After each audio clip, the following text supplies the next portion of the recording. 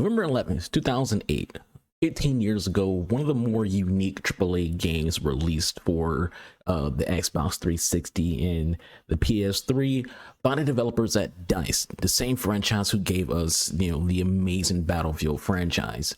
For DICE, Mirror's Edge was a breath of fresh air. They wanted to try something different. It was them being creative, like the literal thought of it. Like it was something that they wanted to do just as a passion project and to diversify their portfolio other than just being known for, Battlefield and, eventually Medal of Honor. Mirror's Edge is a very unique game. It's not your traditional AAA experience. This is a game where if this were released now, you would think it'd be an indie game. It had a very unique design. Even when it came to like the cutscenes in the game are basically like an animation, which is pretty cool. I think it's really unique and cool to see a AAA studio put out something different, not just because you're going from a first-person shooter like Battlefield to essentially a parkour simulator and Mirror's Edge, but when it comes to single player games, when it comes to story games, cutscenes are usually like super like try hard, massive budget, very realistic looking, a lot of motion being used when it comes to like mocap, when it comes to like the bodies themselves, the facial mocap as well. Whereas like a Mirror's Edge is basically like an anime, and I feel like that's unique. I feel like it'd be so cool to like see more games use an animation of some sort when it comes to like anime as the cutscenes for their game. It's just something different. Like obviously you don't want to see it like all the time, so you see something all the time, then at that point it's not unique and it's not different. But when it's a rare thing like it is a Mirror's Edge, you're drawn to it. It's something unique, it's something different, it's something that you actually want to sit back and watch and enjoy. It's a breath of fresh air, not just for us as gamers, but a breath of fresh air for DICE themselves. DICE, for those who don't know, wasn't really known for putting out good stories. Battlefield was never known for its good storytelling. Like Bad Company 2 was a funny game, but outside Bad Company 2, the campaign aspects of Battlefield games were never viewed as like, something that you need to experience. Battlefield 3's campaign was pretty bad. Battlefield 4's campaign was like passable and okay, but like generally DICE isn't considered like a good storyteller. That's because people forget about Mirror's Edge. Mirror's Edge is one of the most forgotten about video games when it comes to any kind of conversation, because people kind of they pull DICE apart from the existence of Mirror's Edge, and part of that's because we don't see Mirror's Edge anymore. It's not a Mirror's Edge 3. There's only 2 games. A lot of you might not even know what Mirror's Edge even is. This might be like your first time hearing about this game. Maybe you heard about it from Josh Strife Hayes' recent video. Is it good? But Mirror's Edge, for those who don't know what it is, it's a near future video game where you play as a character Faith. As Faith, you're part of an underground crew of parkour carriers called Runners, operating independently from the city security and surveillance measures, delivering private goods and sensitive information across the city. Throughout the game, Faith comes across, her sister Kate, who is a police officer in the city, and you're basically instructed by one of the more legendary runners in the game's lore, Mercury, also known as Merc. So now that you have like a general idea of the game's plot, I don't want to get too much into the game's plot because I want you to play the game yourself and experience it yourself. And I don't want to spoil too much for you, even if it is a 15-year-old game. The point of this video is more so to talk about Mirror's Edge 1 and 2, and also Mirror's Edge Catalyst, because Mirror's Edge, like I said before, a few times in the video, it's just so unique. I think we are currently lacking in video games right now unique new IP.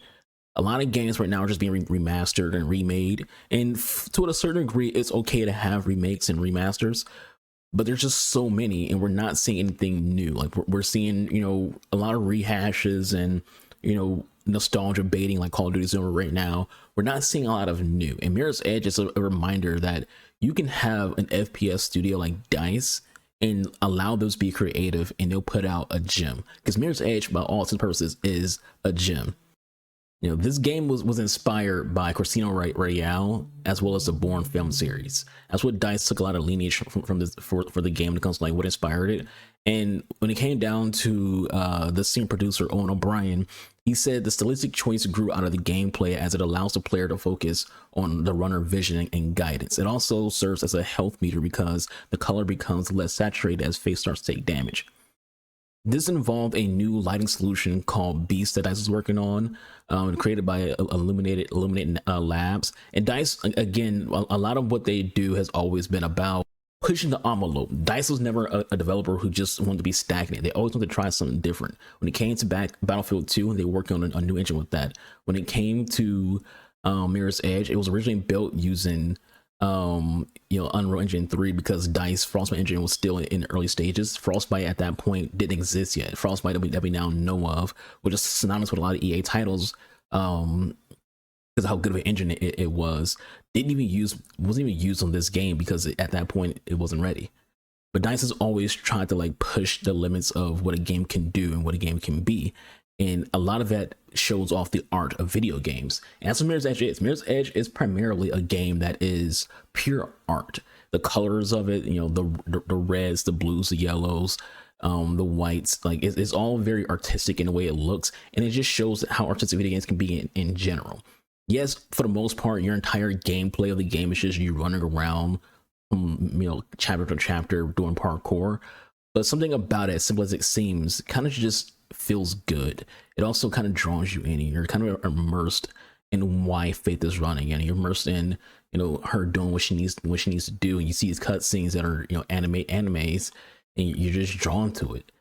Mirror's Edge is a unique video game, and it just shows we need more uniqueness. And more publishers should allow the studios to make games that they want to make instead of making games that they have to make. We saw that with Modern Warfare 3. Sledgehammer Games did not want to make that game, but they were forced to make it.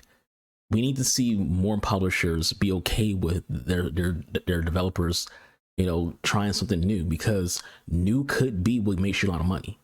At the end of the day, that's what people cares about. People care about making money. New could be what makes you money.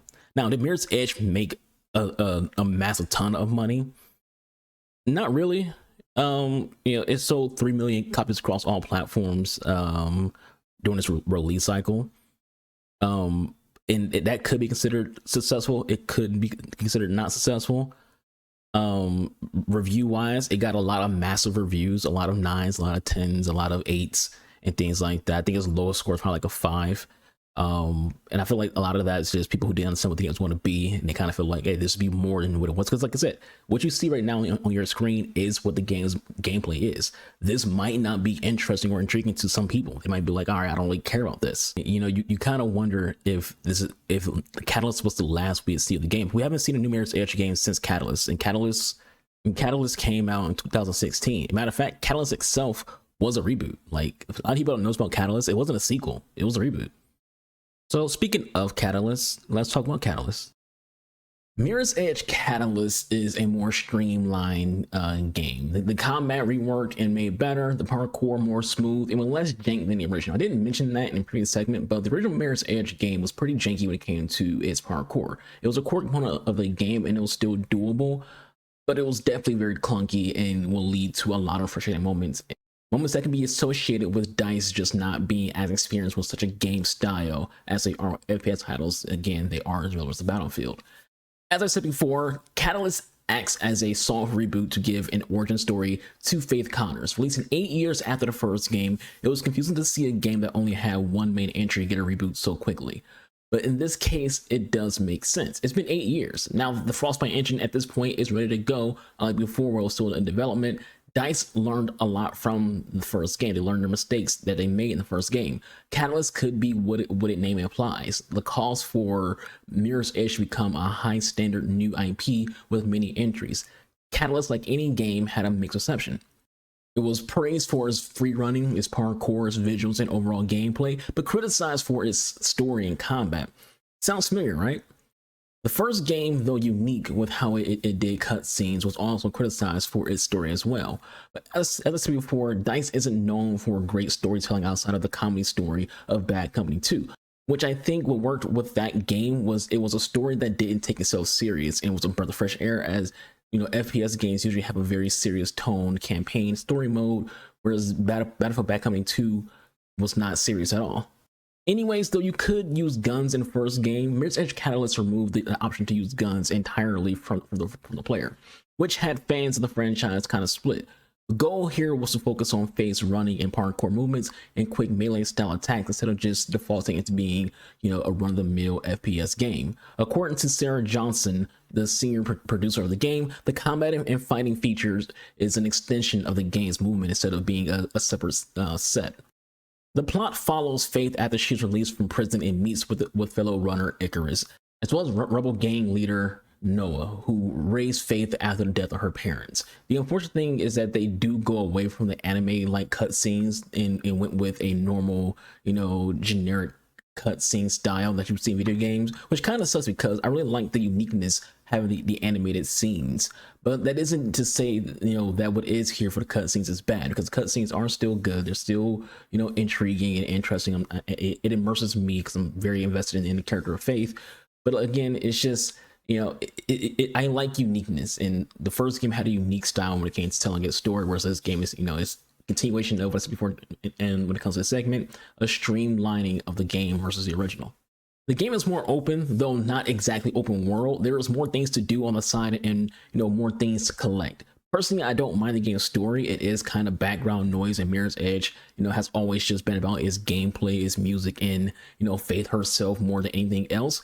As for how it did sales-wise, the first week in the UK, it was the second best-selling retail game. Worldwide, during its cycle, it sold over 2.5 million units, which wasn't, that much more than the original, showing that pretty much the same people who bought the first game likely bought the second game, and very few others got interested beyond that. To this date, there hasn't been anything about a follow-up game. EA has given up on the franchise, and at one point delisted the game, but claimed that was an error after getting a lot of backlash from gamers on them delisting the game. I think Mirror's Edge should get a follow-up game, not another reboot, but like an actual follow-up to Catalyst. Maybe have a team who has experience with single-player games develop it and hire real parkour runners to do mocap for Faith and the other runners in the game.